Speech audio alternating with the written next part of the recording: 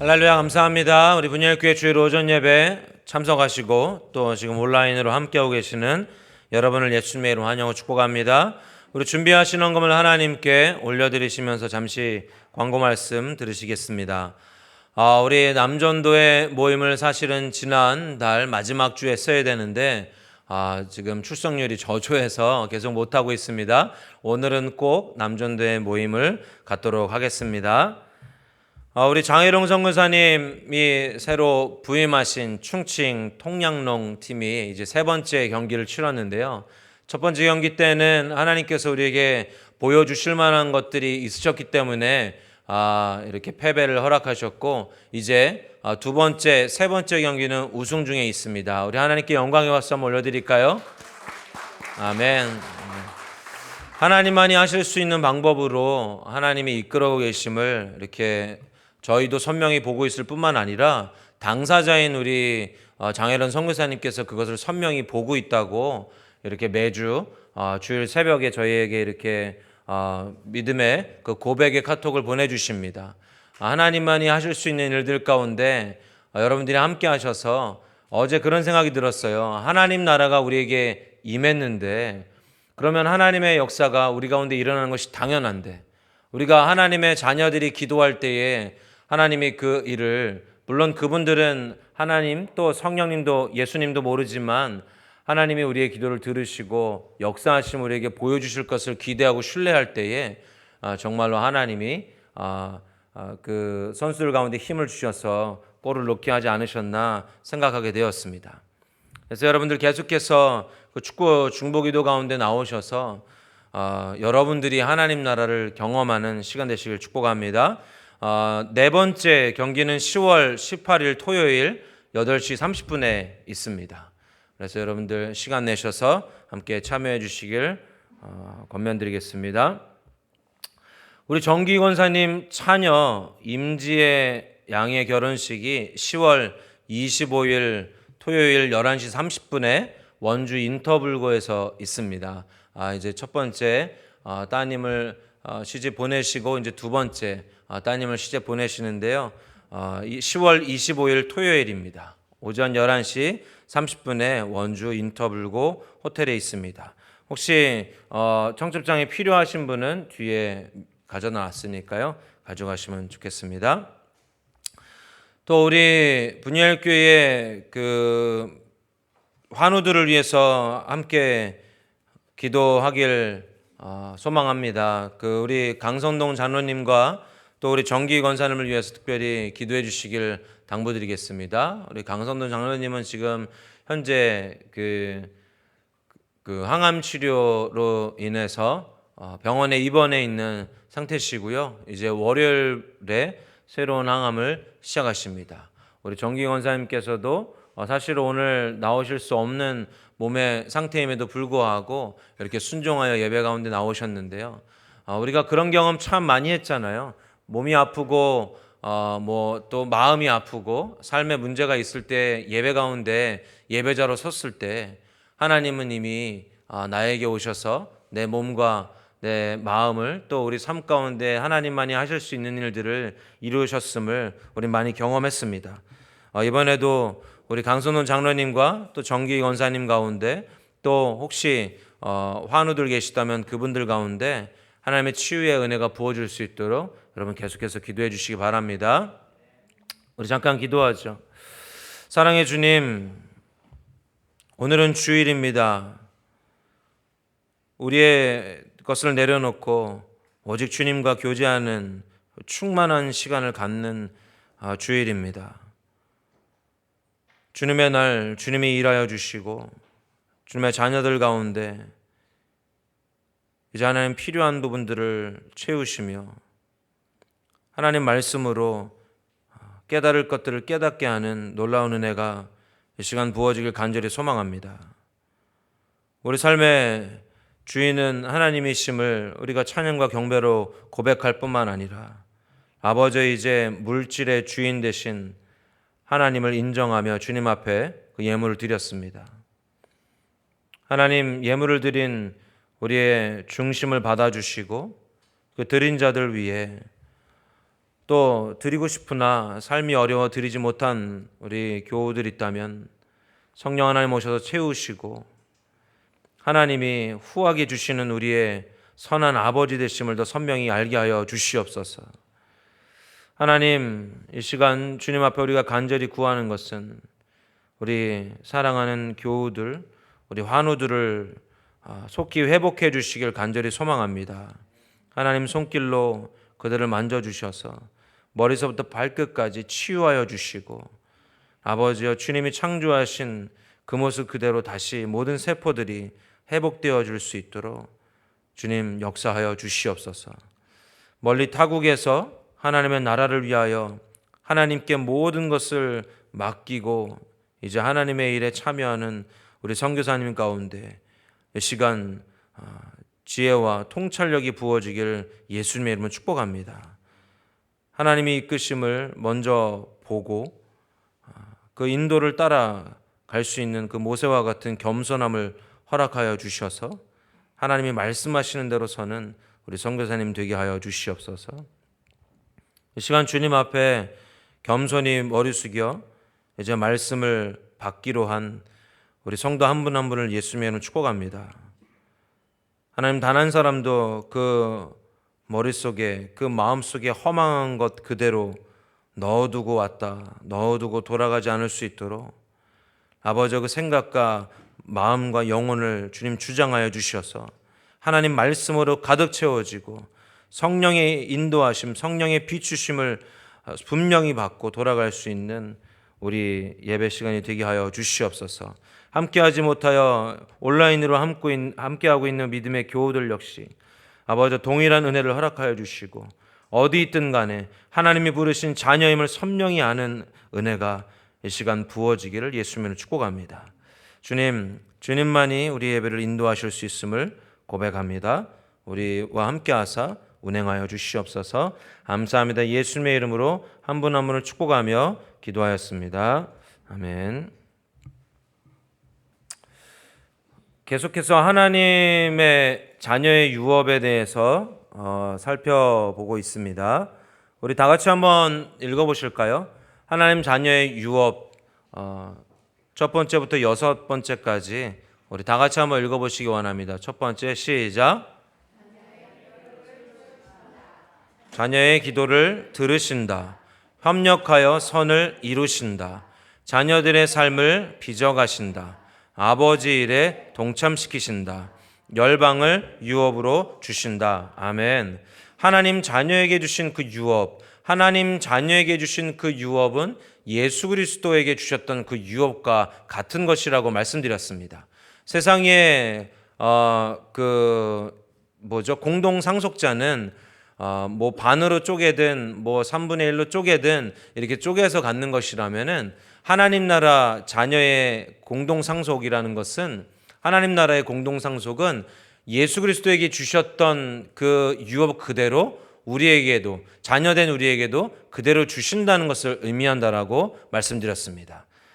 그 하나님의 자녀에게 주시는 유업 그 6가지가 첫 번째는 자녀의 필요를 채우신다는 것이었다라고 말씀드렸죠. 그래서 저는 시편 23편 그 부족함 없는 삶 우리 달라스 윌라드 목사님의 그 책을 인용하여서 여러분들에게 말씀드렸었는데요.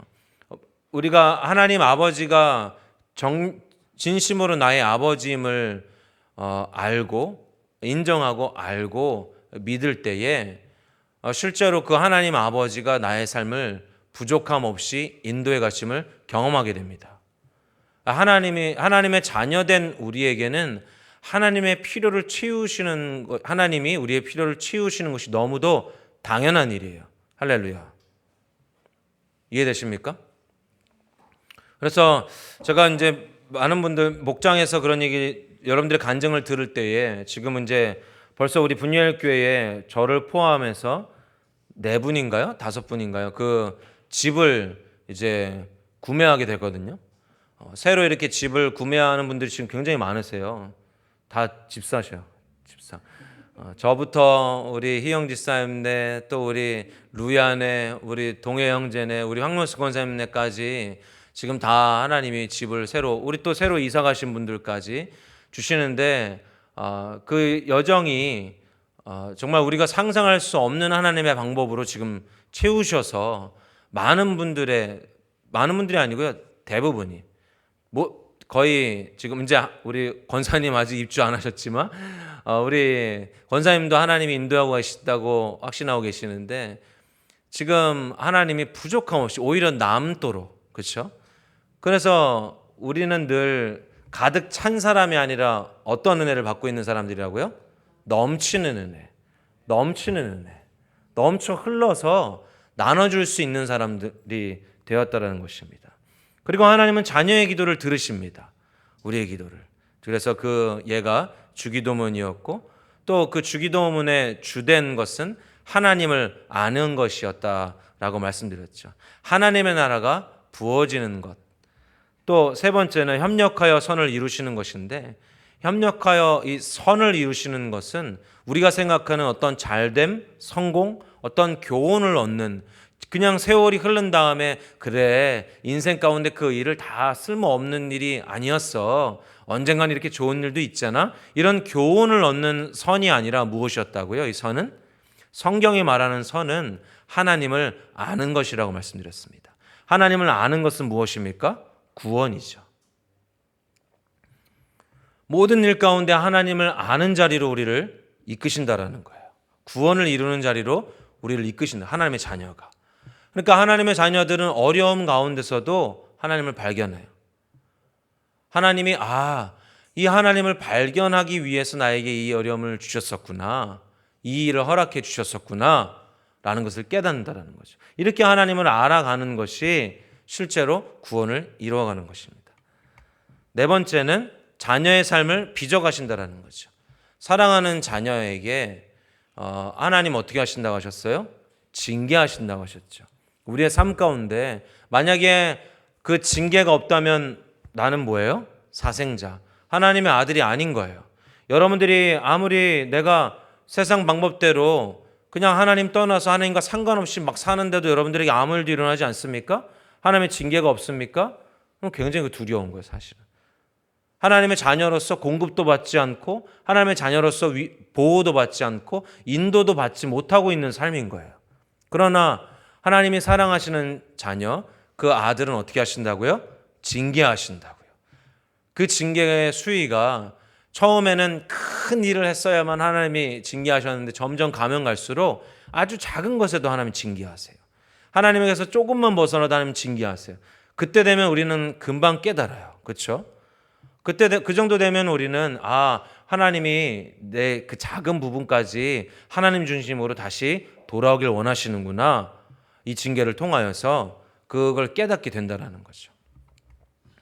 다섯 번째는 오늘 이제 할 것은 아버지의 일에 동참시키신다. 그리고 여섯 번째는 열방을 유업으로 주신다입니다. 이제 그 다섯 번째인 아버지의 일에 동참시키신다. 하나님은 인간을 창조하실 때부터 이 땅에서의 하나님의 목적을 위한 동역자로 사람을 창조하셨습니다. 하나님과 동역하는 그 파트너로 우리를 창조하셨다는 것이죠. 그리고 하나님은 우리를 구원하셔서 하나님의 아들로 삼으시고 우리를 아버지 일에 동참시키셨습니다. 그렇습니다. 하나님 아버지는 당신의 자녀인 우리들을 이 땅에서의 하나님의 목적이 성취되기 위한 동역자로 부르셨고, 아버지 일 가운데 우리를 동참시키셨다는 것을 여러분 기억하시겠으면 축복합니다. 하나님 아버지의 일에 동참하는 삶의 모델로 우리는 예수님을 볼 수 있는데요. 우리 요한복음 10장 37절 한번 보실까요? 요한복음 10장 37절 함께 읽겠습니다. 시작. 만일 내가 내 아버지의 일을 행하지 아니하거든 나를 믿지 말려니와 내가 행하거든 나를 믿지 아니할지라도 그 일을 믿으라. 그러면 너희가 아버지께서 내 안에 계시고 내가 아버지 안에 있음을 깨달아 알리라 하시니. 또 14장 10절 읽어보실까요? 내가 아버지 안에 거하고 아버지는 내 안에 계신 것을 내가 믿지 아니하느냐? 내가 너희에게 이르는 말은 스스로 하는 것이 아니라 아버지께서 내 안에 계셔서 그의 일을 하시는 것이라. 내가 아버지 안에 거하고 아버지께서 내 안에 계심을 믿으라. 그렇지 못하겠거든 행하는 그 일로 말미암아 나를 믿으라. 아멘. 예수님은 하나님과 상호 내주하시는 관계 가운데 있으셨습니다. 상호 내주. 그러니까 아버지 되신 하나님이 아들인 예수님 안에, 그리고 아들인 예수님이 아버지인 하나님 안에 있는, 서로 상호 내주하는 관계. 할렐루야. 벌써 주무시는 분들이 계세요. 시작한 지 이제 3분 됐어요. 3분. 중요한 부분이에요. 그것은 이 상호 내주하는 것, 그리고 아버지가 아들 안에, 아들이 아버지 안에 있는 것은 친밀함을 의미하는 거예요. 친밀함을 의미하는 것.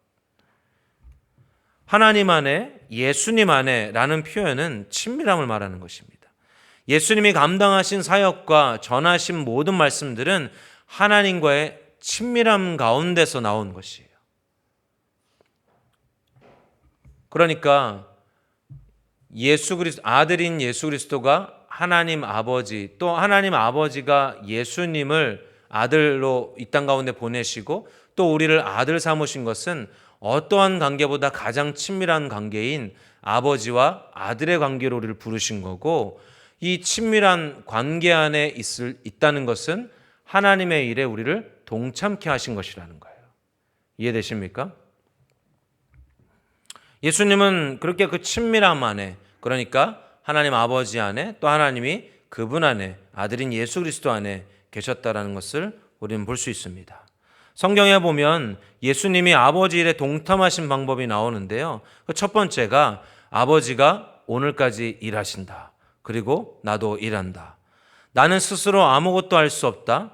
나는 아버지가 행하시는 것을 보고 그 일에 내가 동참한다. 또 아버지가 아들을 사랑하셔서 아버지의 하시는 일을 아들에게 보이신다. 예수님은 철저하게 이 과정을 통해서 하나님 아버지의 일들 가운데 동참하셨습니다.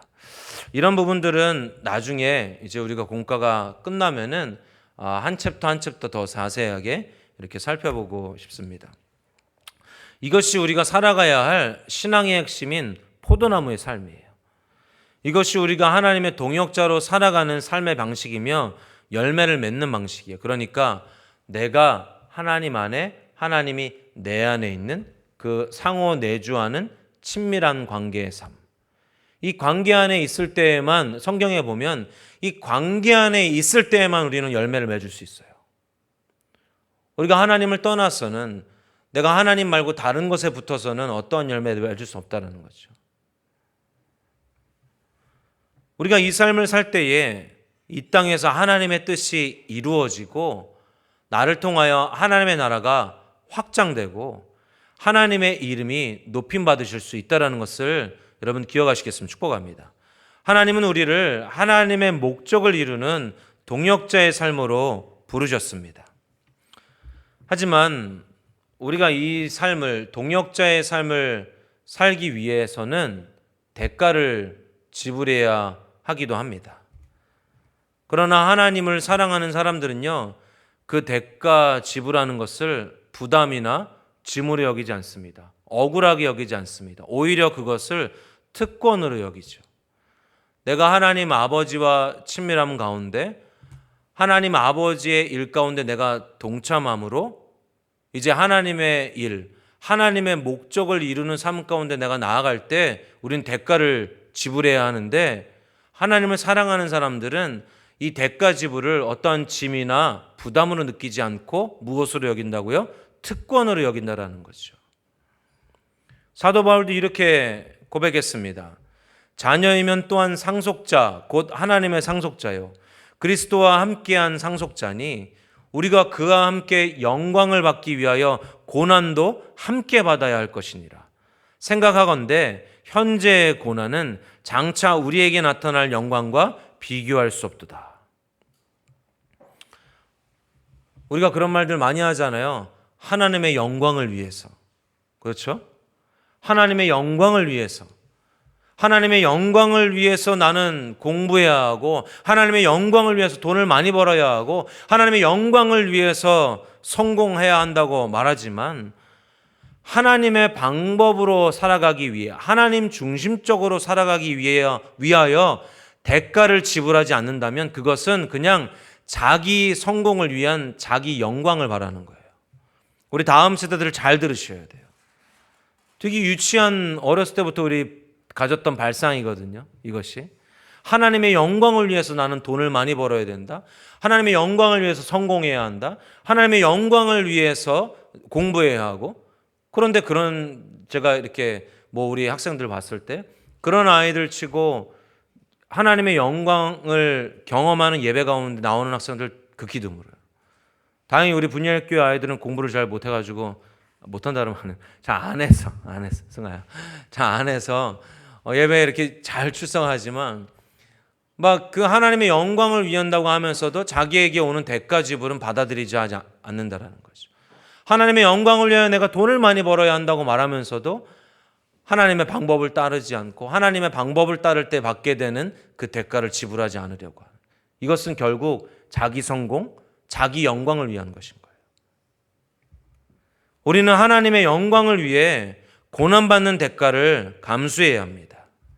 하나님의 목적이 이루어지기 위해 나를 하나님의 동역자로 사용하신다는 것을 인식할 때에 우리는 하나님의 방법으로만 하나님의 목적이 이루어진다는 것을 기억하며 하나님의 방법으로 살아가려 할 때 나에게 오는 대가 지불을 우리는 해야 한다는 거예요. 감수해야 합니다. 기꺼이 고난받는 자리에 서야 합니다. 사랑하는 아들에게 징계가 있듯이 영광의 유업을 받는 자에게도 고난이 있다는 것을 여러분 기억하시겠으면 축복합니다. 반드시 이것은 함께 오는 것이에요. 지금은 이 고난이 힘들어 보이지만 사도 바울의 고백처럼 앞으로 얻게 될 영광에 비하면 아주 작은 것에 불과하다는 것, 그것을 여러분 기억하시길 예수님 축복합니다. 여섯 번째는 하나님은 자녀들에게 열방을 유업으로 주신다라는 것입니다. 우리 시편 2편 7절에서 8절 읽어보실까요? 시작.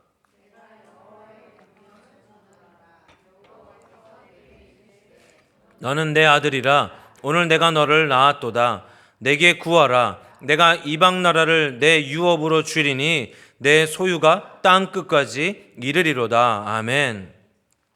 위 구절은 예수님에게 하시는 말씀이었어요. 그러나 우리가 무엇 되었다고? 예수님과 같은 예수님의 형제, 그렇죠? 예수님과 같은 하나님의 자녀가 되었다, 양자 되었다 그랬잖아요. 그래서 예수님과 같은 유업을 받는다라고 말씀하셨기에 예수님에게 주시겠다고 하셨던 그 열방 역시 우리에게도 주어진다라는 것이요. 할렐루야. 사도 바울 역시 같은 말을 했었습니다. 사도행전 13장 47절에 보면 주께서 이같이 우리에게 명하시되 내가 너를 이방의 배치로 삼아 너로 땅 끝까지 구원하게 하리라 하셨느니라 하니, 사도 바울이 말한 이 구절은 구약의 이사야 49장 6절의 말씀을 인용한 것인데요. 그것은 하나님의 고난받는 종에게 주신 약속이에요. 이것을 종의 노래라고 하는데, 이 약속은 하나님이 예수님에게 주신 약속이에요.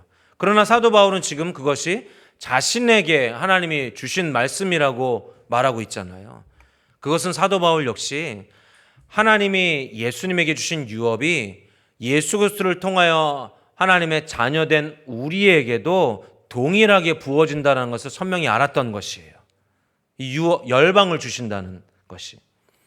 하나님께서 예수님에게 주신 그 모든 유업이 예수님 안에서 하나님의 자녀인 우리에게 부어진다는 것인데, 그 중 하나가 열방입니다. 할렐루야. 다음 세대들 잘 들으셔야 돼요.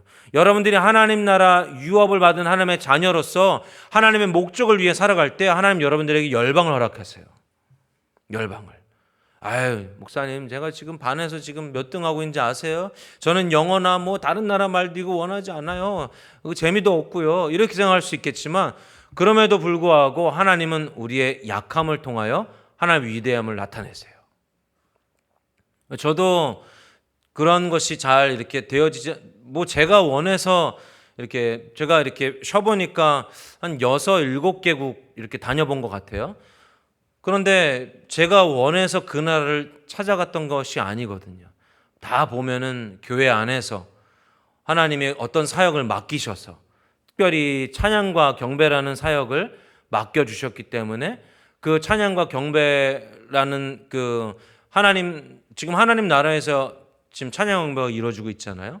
그 하나님 나라에 대한 사역을 나에게 허락하셨기 때문에 그 일을 감당하게 해주신 거죠. 우리가 하나님의 목적을 위한 하나님의 동역자로 섰을 때에. 할렐루야.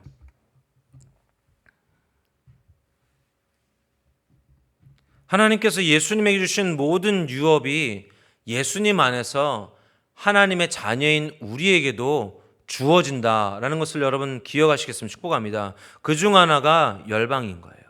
구약은 신약의 그림자라고 하는데 이것은 신약을 예언한다라는 말이에요. 예수님에 대한 예언의 모든 것이 이루어질 거라고 말씀하셨는데 그중 하나가 복음이 땅 끝까지 전파되어지는 것이에요. 그 일에 제자들이 증인이 되어진다고 하셨는데, 제자들이 증인되어진다라고 하신 그 말은 하나님의 자녀된 우리를 통하여 열방 가운데 복음이 전파됨을 의미하는 거예요. 하나님이. 제가 우리 다음 세대들에게 굉장히 소망하는 것 중에 하나가 그냥 이 작은 대한민국에 또 이 작은 사람들이, 제가 이제 강원도로 이사 갔다 그러면은 그 시골에 가서 어떻게 살아? 원주에 가 있다 하면 그 시골에서 어떻게 살아? 이렇게 얘기하는데, 사람들이 말하는 것처럼 이 작은 지역에, 또 작은 이 동네 안에, 그냥 이 작은 교회에 그냥 머물러 있는 사람으로 지내지 말라는 거예요. 하나님이 나를 하나님의 자녀로 삼으시고 하나님만이 하실 수 있는 그 놀라운 일을 나에게 이루시기로 약속하셨다는 것을 승아야 잘 들어봐. 주셨다는 것을 여러분들이 믿음으로 반응하고 받고, 또 그 반응의 예배로 주님 앞에 나와 주님을 배워가고 알아가며 그 하나님 말씀대로 살아갈 때에 하나님은 여러분들이 어느 곳에 있든지, 그래서 성경에 그런 표현이 있잖아요. 그 작은 정확하게 제가 그게 안 나는데 그 나사렛, 그 작은 고을, 그렇죠? 거기에서 어떤 선한 것이 나오겠느냐, 예수님을 말씀하시면서 그 표현했던 말씀처럼 이 작은 어떠한 그 한계성을 가진 곳에서 하나님은 하나님만이 하실 수 있는 그 일을 이루시는 자들로 우리를 사용하세요. 현민아, 이해가? 못 생각했어. 되게 안타까워요. 네, 참. 우리 아이들도 그러고 정말 깨달아 알아요. 우리 어른들도 마찬가지예요. 그냥 단순히 우리가 해외로 나간다는 것을 말씀하시는 것이 아니고, 하나님 우리를 통하여서 그 땅끝까지 이르러 복음을 전하는 그 영향력 있는 사람들로 우리를 세우신다는 것이거든요.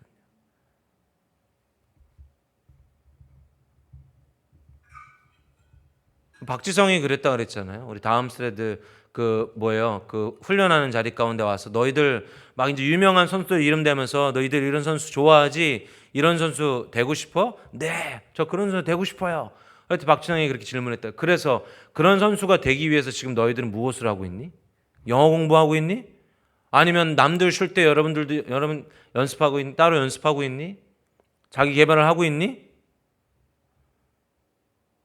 우리는 어떤 세상 성공이나 어떤 성장하는 그 위대한 사람들의 모습들을 부러워하고 그런 것을 꿈꿔요. 그런데 정작 우리 삶 가운데는, 나의 개인적인 삶 가운데는 그 일들을 하고 있지 않잖아요. 마찬가지인 거예요. 우리가 그냥 어떠한 관념적으로 나는 하나님의 자녀야, 그래서 하나님이 나를 세상으로 이끄실 거야, 이런 관념은, 물론 이런 생각들은, 이런 어떤 이론적인 것은 알고 있지만 정작 나의 삶 가운데 그 믿음의 걸음을 걷지 않고 있다면은 살고 있지 않다면은 우리 삶 가운데 그 말씀이 실제가 되어지지 않겠죠. 이해되십니까? 제가 말씀이 길어질까 봐 더 이렇게 설명을 못 하는데요. 제자들이 땅끝까지 이르러 그 증인이 되어질 것이라는 그 하나 예수 그리스도의 복음이 땅끝까지 온 세계의 열방 가운데 퍼지는 그 증인이 되어질 것이라고 하신 말씀은 하나님의 자녀된 우리를 통하여 열방 가운데 그 복음이 전파되어질 것을 의미한다라는 거예요. 즉 열방을 우리에게 주신다는 것입니다. 이를 위해 우리에게 내가 할 수 없는 그 다른 무엇인가를 허락해 주셨죠. 그게 무엇입니까? 따라 보시죠. 성령. 오직 성령이 임하면, 오직 성령이 너희에게 임하면 너희는 권능을 받고 땅끝까지 이르러 증인이 될 것이라고 말씀하셨잖아요. 오직 성령이 너희에게 임하시면 너희가 권능을 받고 예루살렘과 온 유대와 사마리아와 땅끝까지 이르러 내 증인이 되리라. 하나님 우리에게 온 열방 가운데 하나님의 동역자로서 그 복음을 선포하게 하시기 위해서 우리에게 성령을 주셨습니다. 그래서 우리는 성령을 의지하여 주님의 자녀로 살아갈 때에 하나님이 우리에게 이루고자 하시는 그 유업을 우리는 받게 됨을 여러분 기억하시겠으면 축복합니다. 또한 하나님 나라의 생명을 우리에게 허락해 주셨습니다. 하나님은 우리를 사탄의 권세, 즉 사탄의 나라에서 건져내 주셨는데 하나님의 나라로 사탄의 나라에서 그러니까 사탄의 권세 아래에 있던 우리들을 사탄의 나라에 있던 우리를 건져내 주셔서 하나님의 나라로 옮겨주셨죠. 할렐루야. 여러분 믿으십니까? 그것이 구원이 의미하는 또 한 가지죠. 성경이 말하는 하나님 나라는 어느 지역이나 영토를 말하는 것이 아닙니다. 제가 이런 설교 많이 했었는데 구원은 어떤 장소적인 문제가 아니라고요. 이 하나님 나라는 어떤 장소적인 문제가 아닌 거예요. 어떤 지역이나 영토를 말하는 것이 아니라 하나님의 주권적 통치를 의미하는 것입니다. 하나님의 나라는 두 단계로 임하는데요. 첫 번째는 예수님이 이 땅에 오셨던 그 초림, 예수님이 이 땅에 오셨던 그 시기에 오신 것과 또 예수님의 십자가 사역과 부활을 통해서 이미 하나님 나라가 우리에게 부어졌습니다. 하나님 나라가 이미 우리에게 임했어요. 그리고 예수님이 다시 오심으로 하나님의 나라가 완성되어져요. 예수님의 재림을 통해서 이제 하나님의 나라가 완성되어져요. 그것을 하나님의 나라의 완성이라고 우리가 얘기하는데, 그래서 우리가 지금 살아가고 있는 오늘날의 상태를 이미, 그리고 아직, 영어로는 already, not yet 이라고 표현하는데, 이미 하나님 나라가 임했지만 아직 하나님 나라가 완성되어지지 않은 그 상태 가운데 우리가 살아가고 있는 거예요. 이해되십니까? 이해되세요?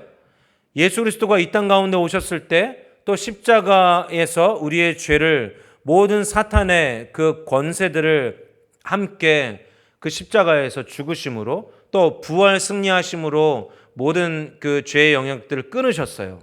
사탄의 나라의 지배를 받던 우리들을 하나님의 나라로 하나님이 옮겨주셨어요.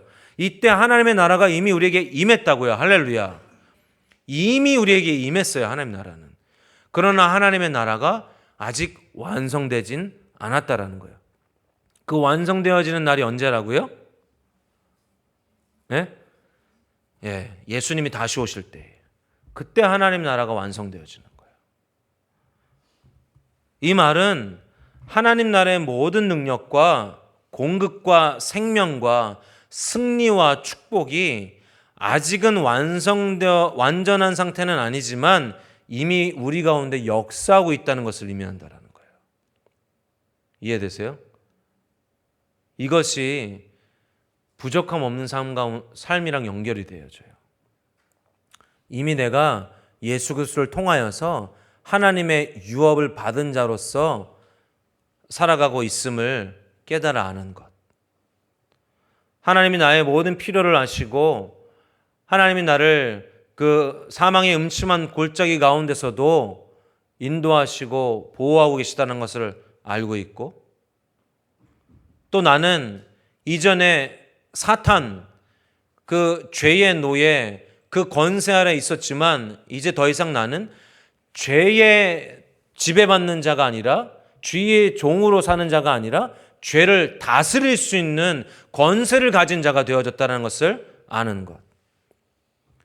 하나님의 나라가 나에게 임하여서 하나님의 나라의 공급, 하나님의 나라 가운데 부어주시는 그 축복, 하나님의 나라 가운데 허락해 주시는 그 인도, 그 모든 것이 이미 나에게 부어졌다는 것을 믿는 믿음. 여러분 믿으십니까? 제가 어제 축구 보는데 계속 그게 보여지는 거예요. 하나님이 이미 우리 가운데 하나님 나라를 허락해 주셨다면, 하나님 우리의 기도를 들으시고 하나님의 영광을 위하여 하나님만이 하실 수 있는 일을 이루실 것이고, 그렇죠?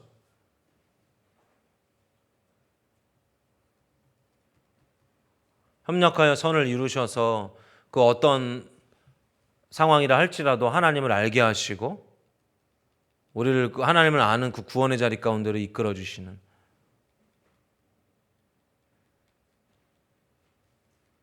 하나님의 나라가 다른 말로 무엇입니까? 천국이잖아요. 천국. 그 천국의 삶을 사는 거예요.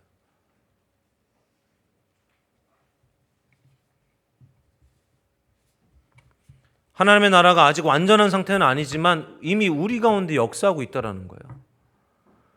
그러니까 이 부족함 없는 삶 쓰신 달라스 윌레드 목사님은, 그래서 우리가 두려움을 가질 필요 없다. 이 땅 가운데 어떠한 환경과 상황 중에서도 우린 두려움을 가질 필요 없다.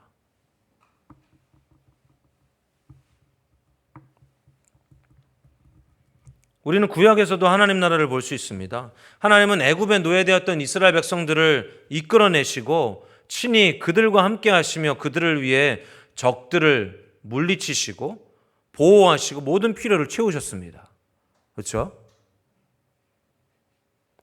그럼 만나라는 거 드셔보신 적 있으세요? 지금은 없죠. 성경에도 그게 나와요. 이것은 식물에게서 난 것도 아니고 동물에게서 난 것도 아니고 그 어떤 것으로도 온 게, 이 땅에 어떤 것으로부터 온 게 아닌 거예요.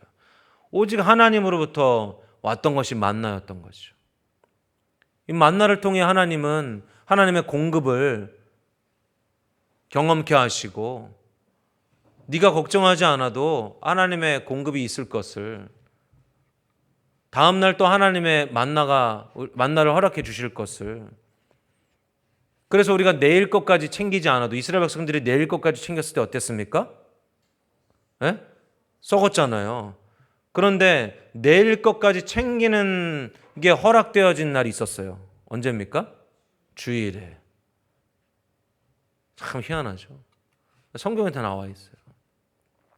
그게 우리가 지금 받아야 할 축복 아니겠습니까? 이게 하나님 나라잖아요. 모든 적들에서 우리를 보호하시고, 우리가 가야 할 길을 인도하시고, 우리의 의복, 우리 옷이, 신발이 닳지 않게 하시고, 더 제가 이렇게 은혜되어졌던 부분은 그 광야의 뜨거운 그 햇볕을 막기 위해서 무엇을 허락해 주셨어요? 네? 에어컨? 구름 기둥을 허락해 주셨어요. 구름 기둥으로 그 그늘을 만들어 주셨잖아요. 굉장히 건조한 곳이기 때문에 그늘만 들어가면 시원해져요. 그 구름 기둥을 만들어 주시고, 밤에는 불 기둥으로 그 추운 날씨에, 제가 광야에 잡았다 그랬잖아요.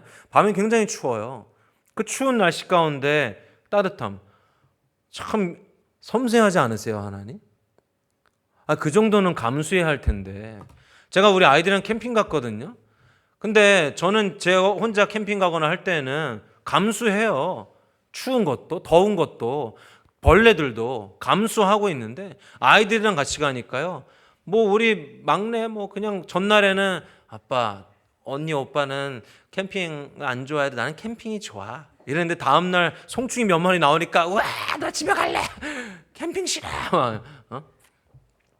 자녀들과 함께 가니까 그 자녀들의 필요들을 보이는 거예요. 그 자녀들의 추위와 더위가 걱정되고 잘 때 춥진 않는지 낮엔 덥진 않는지 섬세하게 하나님이 이스라엘 백성들을 그렇게 아시고 돌보셨다라는 거죠. 그들을 아시고. 그것이 하나님 나라예요.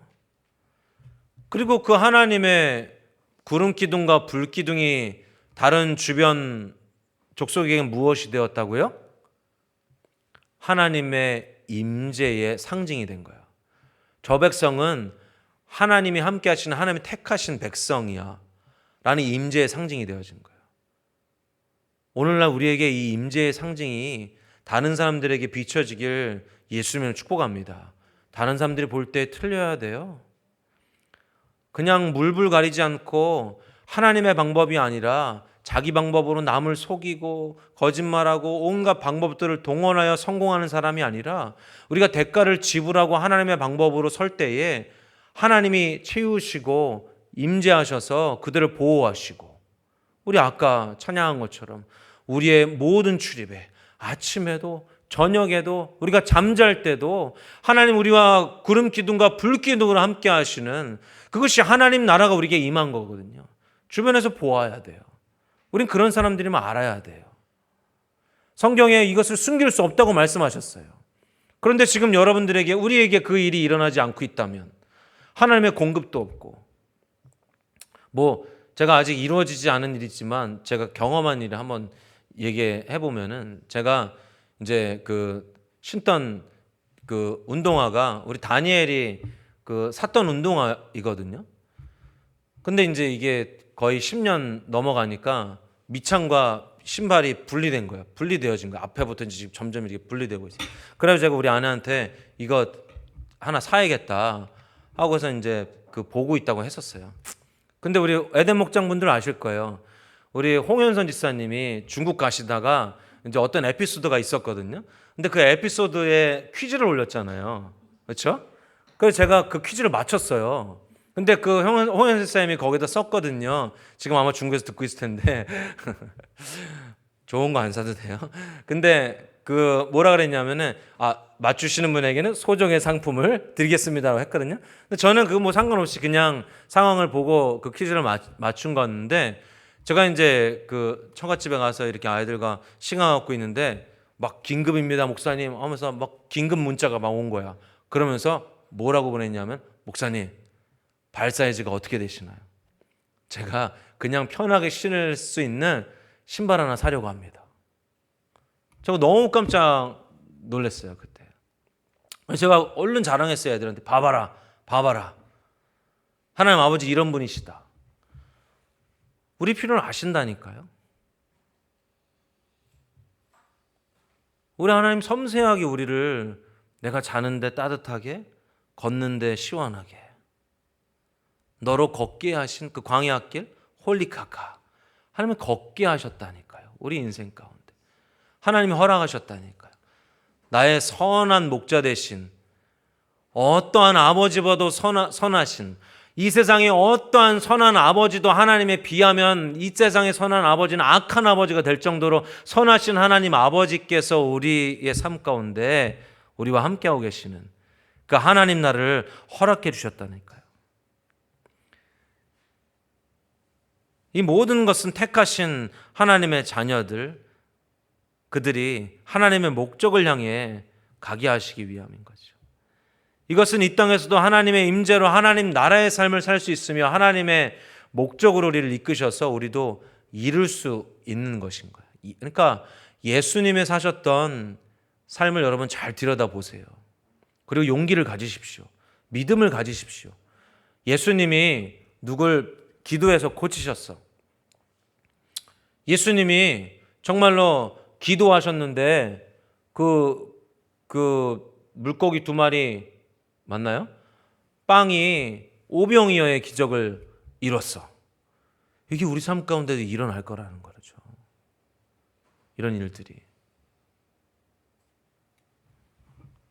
마태복음 12장 28절에서 29절은 이야기합니다. 그러나 내가 하나님의 성령을 힘입어 귀신을 쫓아내는 것이면 하나님의 나라가 이미 너희에게 임하였느니라. 사람이 먼저 강한 자를 결박하지 않고서야 어떻게 그 강한 자의 집에 들어가 그 세간을 강탈하겠느냐. 결박한 후에야 그 집을 강탈하리라. 여기서 강한 자는 사탄이고 세간은 그 악한 사탄의 지배와 통치 아래 있던 인간을 말하는 거예요. 그러나 더 강한 자이신 그 강한 자였던 사탄이 지배하고 통치했던 인간들, 그 가운데 더 강한 자이신 예수 그리스도께서 오셔서 성령의 능력으로 그 강한 사탄을 결박하시고 그 권세를 무너뜨리고 압제해서 신음하고 고통당하는 인간을 자유케 하시는 것, 그것이 바로 하나님 나라가 임한 것이라는 거예요. 지금 그 하나님의 나라가 우리에게 임했습니다. 하나님의 임재, 하나님의 능력, 하나님의 공급과 인도와 보호, 원수에 대한 모든 승리 등 그 모든 하나님 나라의 축복이 우리 가운데 함께하고 계심을 여러분 기억하시겠습니다. 축복합니다. 그러나 아직 완성되어지지 않았기 때문에 사탄은 지금 삼킬 만한 자들을 찾고 있는 거예요. 하나님 중심으로부터 떠나서 내 중심적으로, 자기 중심적으로 사는, 자기 중심적인 것은 무엇이 근원이라고요? 사탄이 근원이라고 그랬잖아요. 그러니까 여전히 자신이 구원받았음에도 불구하고 하나님의 나라에 살고 있음에도 불구하고 사탄의 종노릇 하고 있는 사람들 찾고 있는 거예요. 사탄이. 그러니까 참 안타까운 거예요. 제가 다음 세대들 보면서도, 우리 아이들 보면서도 너는 내 아들이 아니고 하나님 아들이다. 저는 이걸 맞으면서 배웠다 그랬잖아요. 곤히 자고 있는데 엄마가 깨워요. 아들, 아들이라 부르는지 몰라. 아들, 너는 누구 아들이야? 그럼 자다가 일어나가지고 엄마 아들. 그럼 어떻게 했다고요? 두들겨 패는 거야. 아니야, 너는 하나님 아들이야. 그리고 제가 학교 갈 때 항상, 이번에 우리 선교사님도 막 이러는 거 보고 그 생각이 났는데, 학교 갈 때 이 아이들과 이렇게 막 이게 길을 가고 있는데 2층 집에서 다 우리 엄마 되게 더 작았거든요. 그때는 다 하면서 이렇게 잘 이렇게 하고 있으면 친구들이 야, 네 엄마 왜 저래? 뭐라 그러는 거야? 아, 몰라 하면서 막 갔거든요. 근데 이게 뭐라고요? 너는 최고야, 내 아들 최고야, 멋쟁이야가 아니라 뭐였어요? 너는 하나님의 아들이야. 제가 아무리 우리 아이들에게 너는 부모 아들이 아니고 우리 육신의 혈통을 쫓지 말고 너는 예수 그리스도 안에서 새롭게 되진 하나님의 아들이야. 하나님의 나라가 이미 너희에게 임했고 너희들은 더 이상 세상에 그 영향력 아래에 있지 않아. 하나님의 능력을 마음껏 발휘할 수 있는, 달라스 윌레드 목사님은요, 하나님의 능력을 발휘할 그 책임이 우리에게 있다라고 말씀하세요. 하나님의 자녀로서 그 권위를 누릴 책임이 우리에게 있는데 여전히 죄에 종속되어져서 죄에 묶여서 그것이 나를 지배하고 그것들을 통해서 하나님과 관계가 분리되어져서 지옥 같은 삶을 살고 있는, 참 안타깝더라고요. 하나님의 나라가 우리에게 임했습니다. 여러분들 가운데 믿으십니까? 마지막으로 하나님 중심적인 삶과 하나님의 생명을 우리에게 허락해 주셨다는 거죠. 사람이 창조될 때부터 하나님 중심적으로 살아갈 때에 우리 사람들은 우리 삶 속에서 하나님의 생명이 넘치는 거예요. 그러니까 하나님 나라가 임했다라는 것은 하나님 중심적으로 사는 것을 의미하는 거예요. 아담이 하나님 나라 가운데 있었죠. 그러나 이가 자신이 보기에 보암직도 하고 먹음직도 하고 지혜롭게 할 만도 한 자기 생각을 따라서, 자기 중심성을 따라서, 그 자기 중심성은 무엇으로부터 출발했다고요? 사탄으로부터 출발했다고요.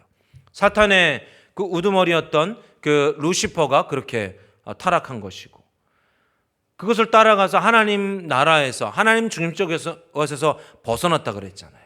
그것이 죄라고. 그러나 하나님 중심적으로 살아갈 때 우리 삶 속에 하나님의 생명이 넘칩니다. 하나님 중심적인 삶이 가장 복된 삶입니다. 그것이 최선의 삶이고 우리의 가장 큰 유익입니다. 하나님은 우리의 유익을 위하여 하나님 중심적으로 살라고 하신 거예요. 하나님 중심적으로 살게 하신 거예요. 우리 다음 세대들 또 우리 어른들 중에서도 하나님 중심적으로 살면은 내가 하고 싶은 거 못하지 않느냐. 그렇죠? 내가 갖고 싶은 건 못 갖지 않느냐. 그렇게 생각하거든요. 이거 굉장히 1차원적인 유치한 생각이에요. 하나님은 우리의 행복에 관심이 많으세요. 그 달라스 윌러더 목사님 책에 보면요, 그런 내용도 있어요. 하나님은 우리에게 내가 앉는 소파, 내가 눕는 침대, 그러니까 내가 삶을 살 때 필요한 안락한 어떤 것들에게도 관심이 있으시다는 거예요. 제가 말씀드렸잖아요. 저에게 신발이 필요한 것에 대해서 하나님 아시고 신발. 우리 기독교인의 삶은 무수유의 삶이 아니에요. 다만 이 물질의 청지기의 삶인 이 물질이 하나님의 것이다라는 것을 인식하는 삶이지 하나님으로부터 온다는 것을 인식하는 삶이지 무수유의 삶은 아닙니다. 다 안 가져야 되는 삶은 아니에요. 다 안 먹어야 되는 삶이 아니에요. 근데 오해한다는 거죠. 우리 다음 세대들이. 하나님 믿으면 하나님 중심적으로 살면은 나 친구들이랑 놀지도 못하고 노래방도 못 가고 그지? 어제 갔잖아, 그지? 할 수 있는 거예요. 하나님 중심적인 삶은 하나님의 주권적 통치 아래 서는 것으로 하나님 나라에 포함되어져 있는 것이에요. 우리가 그 삶을 살 때에 하나님 나라의 축복을, 그러니까 우리가 하나님 중심적으로 살 때의 하나님 나라의 축복을, 아까 우리 구약 시대의 그 백성들의 삶처럼 우리를 보호하시고 인도하시고 입히시고 먹이시고 하나님 그 임재의 상징으로 우리와 함께 하셔서 우리의 모든 필요들을 채우시고 우리가 그 삶을 살 때에 하나님 나라의 축복을 누리게 돼요. 그 예로 이 책을 쓴 위대한 구원을 쓴 여주 목사님이 쓰신 그 예에 보면은 이런 게 있어요. 누군가 당신에게 해를 끼쳤다고 가정해 보라. 누군가 여러분들에게 피해를 입혔다고 여러분 가정해 보세요. 아주 씻을 수 없는 상처, 아주 고통스러운 그 경험을 여러분들에게 경험을 다른 사람을 통해서 받았다고 생각해 보세요. 여러분들 어떻게 하시겠습니까? 하나님 말씀처럼, 첫 번째는 하나님 말씀처럼 그를 용서한다. 상대방을 용서한다. 두 번째, 절대로 용서하지 않는다. 여러분들에게 어떤 사람이 아주 큰 피해를 끼쳤다고 생각해 보시라는 거예요. 그랬을 때 여러분들은 하나님 말씀처럼 하나님 중심적으로 상대방을 용서하겠습니까?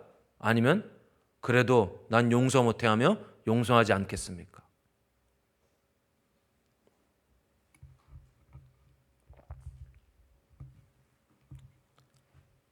만약에 여러분들이 용서하지 않는다면 하나님과의 관계가 단절될 것입니다. 그러니까 이것은 하나님 중심적으로 서지 않는다면 하나님과의 관계가 단절되어질 것이라고 얘기하는 거예요. 이해되시죠? 만약에 여러분들이 용서하지 않는다면 하나님과의 관계가 단절될 것입니다. 하나님은 나의 셀 수도 없는 많은 죄를 용서하셨는데 여러분들은 상대방을 용서하지 않는다면 그것은 하나님 앞에 엄청난 죄를 짓고 있는 거예요. 그리고 생명의 근원 되신 하나님께 단절되는 것은 모든 면에서 치명적인 것이에요.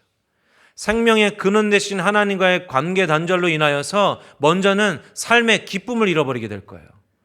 이게 삶이 무료하고 삶이 기쁘지 않은 사람들의 특징이 하나님과의 관계가 단절되어졌어요. 그러니까 만나의 그 의미 중에 하나가 이스라엘 백성들이 하나님과의 관계에서 벗어나면 어떻게 돼요? 만나 지겹다 그래요. 그 원망해요. 불평해요. 그래도 애굽에 있을 때는 생선 먹었는데, 그래도 고기 먹었는데, 내가 일은 고되게 했었어도 거기에서 내가 포도주 마셨는데, 늘 이런 불평불만해요. 하나님 이거 보시기 원하셨던 거죠. 그들의 중심을 들춰내기 원하셨다는 거죠. 삶의 기쁨을 잃어버려요. 하나님 관계가 끊어진 사람들의 특징이에요. 삶이 무의미해요. 재미가 없어요. 왜 살아가는지도 모르고 그냥 삶 속에서 그냥 세월을 그냥 흘러보내요. 나 이게 되게 너무 싫어요. 개인적으로. 내가 그런 체질이라 그런지 모르겠지만 그냥 인생이 흘러가는 대로 그냥 무의미하게 지나가는 것들. 그래서 아무런 삶의 목적도 없고 방향성도 없고 성경 다음으로 많이 팔린 책이 뭐예요? 그 윌로우 크릭 교회인가요? 그 목사님 누구야? 목적이 이끄는 삶이라는 책이잖아요. 우리 삶은 하나님의 목적이 이끄는 삶이거든요. 근데 목적이 없이 사는 거야. 하나님 삶의 기쁨, 삶의 소망이 단절되어져요. 하나님과의 관계가 단절되어 끊어져 있으면요, 삶의 기쁨이 없어요. 목적이 없어요. 삶의 의욕을 잃어버리고 영적 분별력을 상실해요. 영적인 분별력. 하나님 관계가 끊어지면. 한 성도님이 그런 고백하시더라고요. 어제 목장하는데 자신이 이 일이 있을 때 그것을 해야 되는지 안 해야 되는지 이제 그분 표현으로는 자기 감으로 이제 이건 안 해야 될 것 같다는 생각이 들고 다시 이렇게 그 신앙 안으로 다시 그 중심 안으로 들어오는 것을 경험했다고. 영적 분별력이 부어지는 거죠. 말씀이 들리고 말씀들을 통해서 이것이 하나님이 원하시는 삶이구나. 이것이 하나님이 이루고자 하시는 목적이구나라는 것을 삶 가운데 영적인 분별력으로 알아요. 그런데 영적인 분별력이 사라지니까 하나님과의 관계 단절로 인하여서 영적인 분별력이 사라지니까 매일 어떤 결정을 해요? 옳지 않은 결정을 해요. 문제들을 선택해요. 문제들을 선택함으로 인해서 어떻게 해요? 항상 어려운 삶을 살아요. 어려운 삶을 사니까 삶이 더 살기 싫은 거예요. 그러니까 매일 언제 죽지? 이놈의 세상, 이놈의 뭐 어쩌고저쩌고 하면서 또 그렇게 돌아가는 거예요. 악순환이죠, 악순환.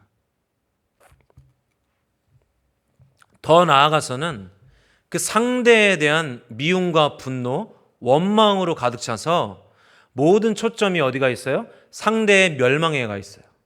모든 초점이. 저 인간 잘못돼야 되는데, 저 인간이 이렇게 돼야 되는데, 용서하지 않은 사람들의 특징이. 그로 인해서 정신적, 정서적으로 병들 뿐만 아니라 이 정신적, 정서적으로 병드니까 어떻게 됩니까? 육체적으로 병들어요.